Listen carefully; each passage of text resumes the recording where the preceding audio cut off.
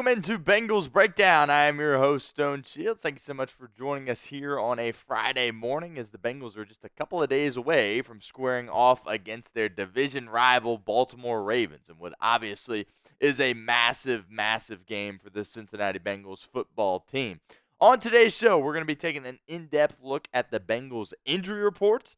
So got some good news, but also some bad news that we will find in this injury report. The Bengals, of course, have practiced twice this week. They will have a walkthrough later today, and we will monitor all of these injuries, obviously, over the weekend and see who will be out there for Cincinnati on Sunday. Also, we're going to talk about Orlando Brown Jr.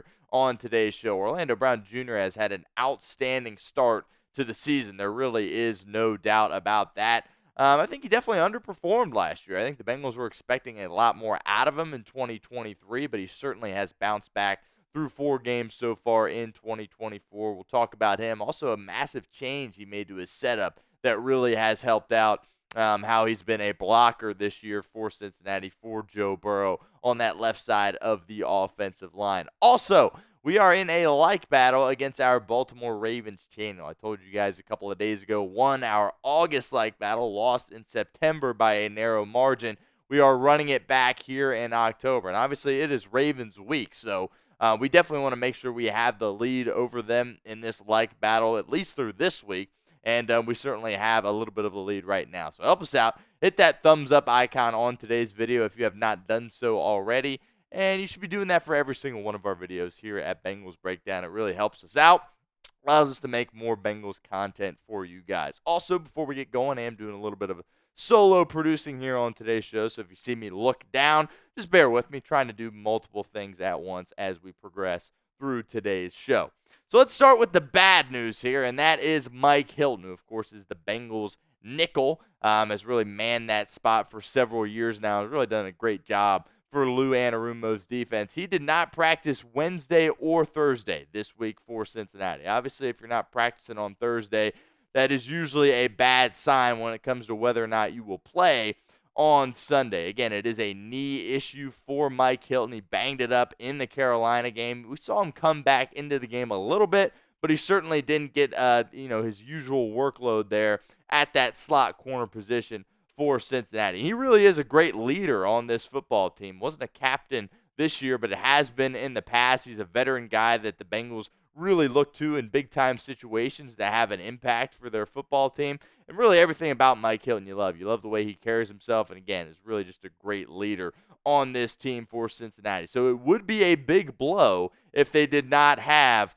Mike Hilton in this game against Baltimore. Really no doubt about that. So obviously the Bengals are keeping their fingers crossed. We'll talk about some potential replacements for Hilton here in a moment, about guys that could fill in that slot corner position for him on Sunday. But right now it does not look good for Mike Hilton to suit up for Cincinnati on Sunday, which leads us to the pinned comment of today's show. I want to know your guys' thoughts on this situation. Will Mike Hilton play on Sunday? Type Y for yes or N for no for us in the comment section of today's video. And it is the pinned comment of today's show. So if that ad comes here on YouTube, that's totally fine. Take advantage of it. Get down in the comment section and let us know what you think. The guy that James Rapien, who does a great job covering the Bengals for Sports Illustrated, said that could potentially fill that void of Mike Hilton is rookie 5th-round cornerback Josh Newton. And I was a little bit surprised to see that because I really feel like they'll just probably bump Dax Hill inside, have him play that slot position, and then bring DJ Turner into the game more full-time opposite Cam Taylor-Britt. That's kind of what I'm expecting if Mike Hilton isn't able to go on Sunday for this football team. But the Bengals really like what they have in Josh Newton, and maybe it is time for him to kind of get thrown into the fire a little bit and see what he can do out on the football field. I think he really showed you some good things during the preseason in his time, and I think he opened some eyes at training camp as well. So this is a guy they took in the 5th round that they believe can have an impact on this team eventually. Will it be Week 5 against the Baltimore Ravens in a massive, massive division game? We'll see if Lou Anarumo opts to go with the rookie in this game. But like I said, I feel like, Cam Taylor-Britt obviously got benched last week, but I think the Bengals will probably look back his way in this game and give him another opportunity out there because he has played some good football for Cincinnati. He's just played, a few bad games here this year. So, I think they're really expecting Cam Taylor-Britt to bounce back this week, and that would lead me to believe that you bump Dax Hill inside, bring DJ Turner in the game on the outside. But we'll see. I think Josh Newton's certainly going to get snaps in this game regardless. He's gotten a few this year, but we'll see in terms of what the capacity looks like for the Bengals' fifth-round rookie in Josh Newton. Now let's get to some positive injury news here. We'll whip through these a little bit quicker. Trey Hendrickson, neck, had that stinger in his neck. It looked like it was going to be really serious, but he's been practicing these couple of days for Cincinnati. He's been limited, but he's been out there. You've seen some footage on social media. Got a couple of clips up on my Twitter page. He really seems to be moving around well, and I'm expecting him to be a go for Sunday. The guy is just an absolute savage. No two ways around that, and I think he'll be out there Sunday. All signs pointing into that direction for Trey Hendrickson, and I'm really excited that it doesn't appear to be a super serious injury for the Bengals star pass rusher. Myles Murphy, another guy I'm really excited about. He, of course, was on short-term IR for this football team, missed the first 4 games, but has been back at practice this week and has been practicing full for the Cincinnati Bengals. Obviously, that is a very good sign. They're not really easing him into anything. He is a full go. Has been Wednesday, was again Thursday. Would expect it once again on Friday. So I'm anticipating he is going to be active on Sunday. The Bengals haven't, of course, made that official yet. His 21-day practice window is open, so they don't necessarily have to make him active for this game, but I'm fully anticipating Myles Murphy to be out there for Cincinnati. And I've got some high hopes still for Myles Murphy at that edge spot for Lou Anarumo's defense. Just seeing him walk around at practice. I mean, he looks like an NFL pass rusher. He's built like one. And last year as a rookie, he kind of, had a little bit of, a little additional fat on him, I guess you could say. But he looks really in shape, really toned and ready to go. So I'm excited to see what the Bengals have in Myles Murphy. Again, he's a former first-round pick for the Cincinnati Bengals, so they got a lot of high hopes in him. And, I don't think he was brought in here his rookie year to make an impact right away. I think the fan base kind of knocks him a little bit for his production or lack thereof last season. But I think this year was really going to be his coming out party for Cincinnati. And we'll see. We will absolutely see if he is going to be ready to go. When you hear him talk in the locker room with some of the beat writers, he seems positive about being out there for this football team on Sunday. But again, nothing official at this point, but all signs pointing towards Myles Murphy making his 2024 debut against the Baltimore Ravens at Paycor Stadium. Another opportunity for you guys to get interactive with our show here at Bengals Breakdown. What is your confidence level in Myles Murphy? Scale it for us in the comment section, 1 to 10. Be honest with us. Let us know what you think. I know a lot of you guys have been hard on Myles Murphy, and I get it. Look, first-round pick, you expect him to come in and have a massive impact. He had some moments last year, but it really wasn't anything crazy. But scale it for us, 1 to 10 in the comment section. Sound off for us. Be honest. Get involved with our show here at Bengals Breakdown. Some more bad injury news, but look, I don't think you really anticipated Sheldon Rankins being ready to go. And I think his status for next week is also in question. I mean, that hamstring injury really has been bothering him.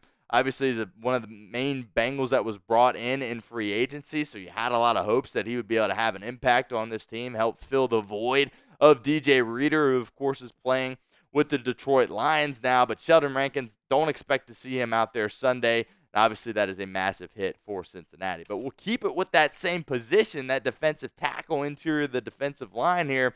B.J. Hill has been limited Wednesday and Thursday, but he's been practicing, and all signs point towards him being back in this football game. The Bengals really have missed him these past couple of weeks. Even when he was out there, this unit obviously still struggled, but I think he will really provide a boost to the interior of the defensive line. I don't really have any concerns about that. I think B.J. Hill is a really solid professional football player, and I think the Bengals' defensive line immediately gets better if he is able to be out there Sunday, and again, all signs pointing towards that direction.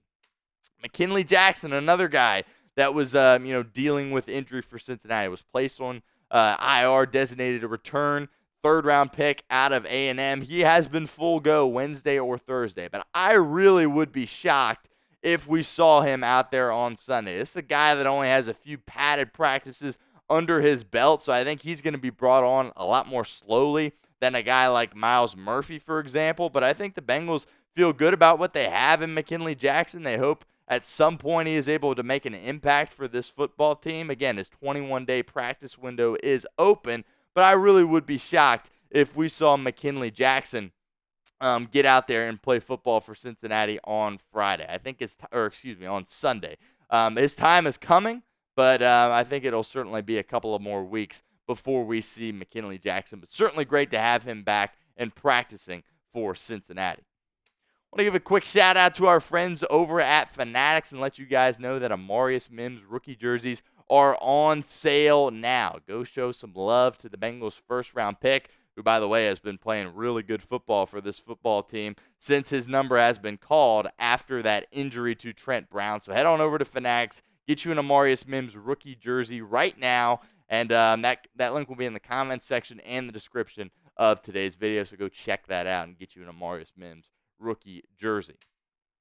Keep going here with the injury report. Tanner Hudson, tight end. We haven't seen him since week 1. I think a lot of Bengals fans just keeping it a buck here probably would hope not to see him again based on how he performed week 1 against the New England Patriots. And what you have in Eric All Jr., by the way, boy, has he come on, 4th-round rookie out of Iowa.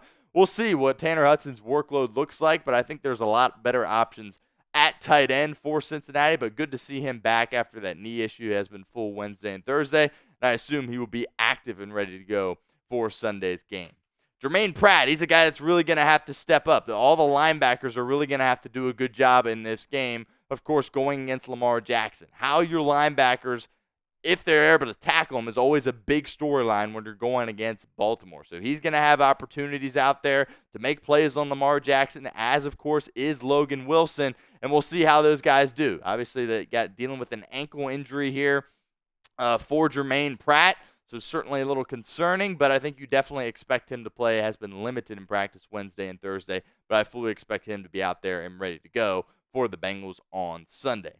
Take a quick look at the Baltimore Ravens injury report. Really, the Ravens have had some pretty good fortune this year with injuries. Haven't really lost any big names. None of these guys really jump out at you. Their offensive guard there was limited in practice, but I expect him to be out there, and he'll be out there with the Ravens offense and Lamar Jackson. You still have a lot of those Baltimore Ravens that you've been used to over the past couple of years. Kyle Hamilton is a guy that Joe Burrow is certainly going to have to keep an eye on in this game. But for the most part, Baltimore comes into this game very, very healthy, and it's going to be an incredible challenge for the Cincinnati Bengals football team as they look to get their second win of the season. All right, kind of the second part of today's show, I want to spend some time talking about Orlando Brown Jr. Look, he has been absolutely excellent this year for Cincinnati, manning down that left side of the offensive line. A lot of people, myself included, were hard on him. It's the guy you bring in, you're paying him big bucks, and he really didn't have kind of the year you had hoped for last year. He wasn't bad necessarily, but he certainly wasn't living up to his contract. But boy, this year is he doing that for sure. Let's take a look at what Paul Dehner Jr. of The Athletic had to say about Orlando Brown Jr. A couple of interesting tidbits here that I thought, talking about a guy like Orlando Brown Jr. and just the impact that he's been able to have on this football team so far in 2024. He said he stuck around Cincinnati all offseason and stayed in regular meetings with offensive line coach Frank Pollock to find answers to the problems he endured. One solution to come out of the time was a tweak to his stance, tucking his left leg further inside, allowing him to explode out more at the snap. And I thought that was really interesting, just kind of a foundational change that he made to his technique. And boy, has it really paid off so far this year for Cincinnati. Another opportunity for you guys to get interactive with our show here at Bengals Breakdown. Get down in the comment section and grade Orlando Brown Jr.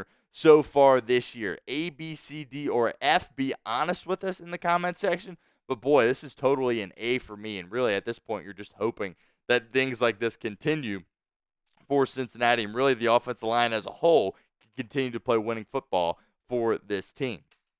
I mean, just taking a look at some of the numbers here from Orlando Brown Jr., I mean, Joe Burrow really hasn't had to worry about that left side at all. And you really just have had solid production out of your entire unit on that offensive line. And that's something that Joe Burrow and the Bengals have been really looking for a long time, right?